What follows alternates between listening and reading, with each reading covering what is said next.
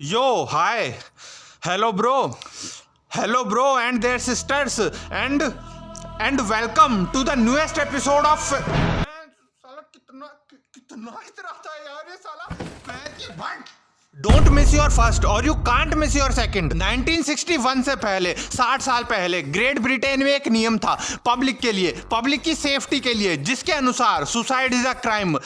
Okay, suicide is a crime. तुम किसी के क्राइम के लिए उसे सजा दे सकते हो, सबसे बड़ी सजा दे सकते हो मौत की सजा, है ना. बस वही दी जाती थी. किसी के सुसाइड का ट्राई करते हुए पकड़े जाने पर उसे फांसी पे लटका दिया जाता था. मतलब अगर तुम खुद को किसी तरह टैब बुलवाने में विफल रहे तो चिंता की कोई बात नहीं है, सरकार तुमको टैब बुलवा देगी. इसीलिए फेलियर से डरने की जरूरत नहीं है भाई. अब तो खड़ा हो जा, अब तो मान जा. This is a true example of success comes after failure.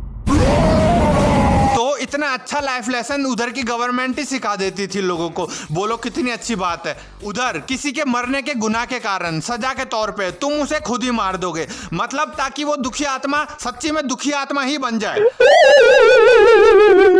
ताकि फिर वो मरने के बाद भी सोचे कि लो भाई मैं तो मरा भी खुद की मर्जी से नहीं. So if you miss your first opportunity then don't worry भाई साहब, because there is a second guaranteed opportunity जो तेरे को तेरे घर में घुस के मिलेगी, जिसे तू चाहकर भी मिस नहीं कर सकता. And moral of the lesson is don't miss your first opportunity, because बाद में अगर मूड बदल गया तो बेटा चाहकर भी you can't miss your second. Cockroach milk is more nutritious than cows. हाँ, ये हरामी साइंटिस्टों ने पता लगाया है कि कॉकरोच का दूध is more than 3 time nutritious than गाय का दूध.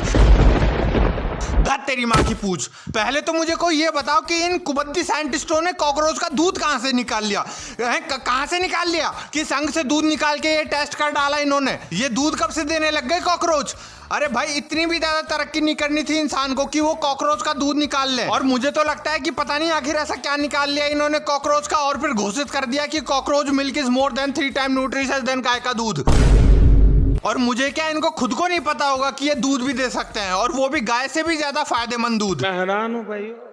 चलो अच्छी बात है, तुमने रिसर्च करी, एक्सपेरिमेंट करा, इतना अच्छा रिजल्ट निकाला, अब दूध भी खुद ही निकाल लो और खुद ही पी लो. हम तो भाई कम न्यूट्रिएंट्स के साथ भी खुश हैं गाय के दूध से. खुद ही दूध निकालो और खुद ही उसकी खीर बना के पी लो. और फिर ये इतने न्यूट्रिएंट्स लेने के बाद अब कुछ ढंग के एक्सपेरिमेंट कर लेना, और कृपा करके अब किसी और जीव का दूध मत निकाल लियो.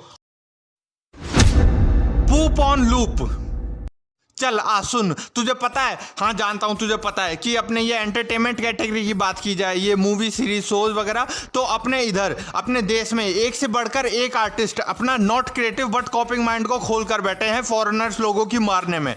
नहीं, sentence is not complicated and not abusive. बस सीधी सी बात है, अपना कॉपिंग माइंड को खोल कर बैठे हैं फॉरेनर्स लोगों की कॉपी मारने में. सिंपल. जैसे कि अभी पिछले सेंटेंस में तेरा माइंड तेरी सोच मेरे सेंटेंस में कॉपी मार दिया, बस वर्ड्स को थोड़ा बहुत फैमिलियर समझ के, और वर्ड्स का मतलब बिना समझे.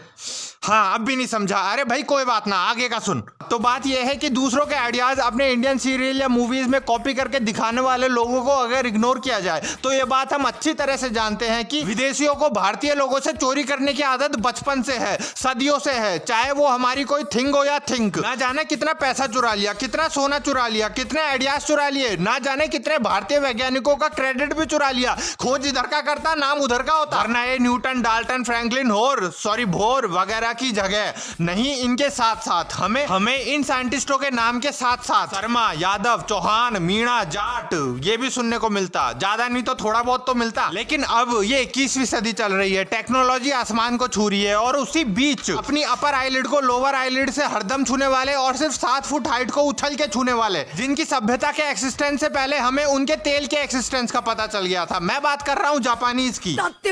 जापानीज ये लोग इतने एडवांस हो चुके हैं अपनी टेक्नोलॉजी में कि ये कुछ ज्यादा ही एडवांस हो चुके हैं. अब वो लोग हमसे हमेशा एडवांस ही रहना चाहते हैं. इसीलिए जो अपन ये मजाक में बोलते थे ना किसी को भी कि ओए गू खा ले साले, तो ये लोग सच्ची में गू खाने भी लग गए. अब इन्होंने भगवान विष्णु को अपना अगला अवतार लेने के लिए विवश करते हुए कुछ ऐसा आविष्कार कर दिया कि अब ये टट्टी से मीट बना सकते हैं, जिसको तुम खा भी सकते हो. मीट मेड बाय टट्टी, मेड बाय टट्टी, मेड फॉर टट्टी। इन्होंने टट्टी को भी नहीं छोड़ा और हम चूतिए चमगादड़ साहब पे ही अचंबा कर रहे हैं। किसी इंडियन ने इसको मजाक में बोल दिया होगा गू खा ले, तो ये लोग सच्ची में ही खाने लग गए, थोड़ा बहुत मॉडिफाई करके। हाँ, इन्वेंशन थोड़ी बोलेंगे इसे कोई यार। और ये देखो कितना खुश हो रहा है, कितना हंस रहा है। अबे हंस क्या रहा है? आर्टिफिशियल मीट बनाया है तूने नेचुरल टट्टी से। Wow what a invention. तुम्हारी इस मीट की डिश में टट्टी है, टट्टी बोलेंगे इसे, मतलब टट्टी खा लो, टट्टी निकाल दो, टट्टी इन टट्टी आउट। इस फूड चेन के बारे में तो किसी ने बताया नहीं हमको। अगर किसी कस्टमर को तुम्हारे टट्टी वाला मीट पसंद नहीं आया तो फिर क्या बोलेगा वो, है कि ये तो टट्टी है? नहीं, ये भी नहीं बोल सकता क्योंकि फिर तो तुम खुश हो जाओगे, हाँ सर टट्टी ही है। अरे जापानियों, पानी नो नो, पानी नो, पानी से अब कुछ छेड़छाड़ मत कर देना भविष्य में मुंह से पानी मत बना देना प्लीज, वरना एरन येगर की मम्मी की कसम खा के बोल रहा हूं, इस बार ह्यूमैनिटी सच्ची में ही तबाह हो जाएगी, वो भी तुम ह्यूमंस के द्वारा। और कसम भी किसकी खाई मैंने, हे भगवान, क्योंकि ह्यूमैनिटी तबाह हो ही चुकी है। क्या कर रहे हो तुम ये अपनी ह्यूमन बॉडी के साथ? मुंह में मीट डाल रहे हो, गाना से निकाल रहे हो और फिर से उसको मुंह में डाल रहे हो। ये तो यार रिसाइकलिंग की माँ का घोंसला हो गया ना यार। एक्चुअली ना मेरा हो गया, बहुत जोर से हो गया, चिल्ला चिल्ला के गले का और दिमाग का बहुत जोर से हो गया मारा, इसलिए सायोनारा।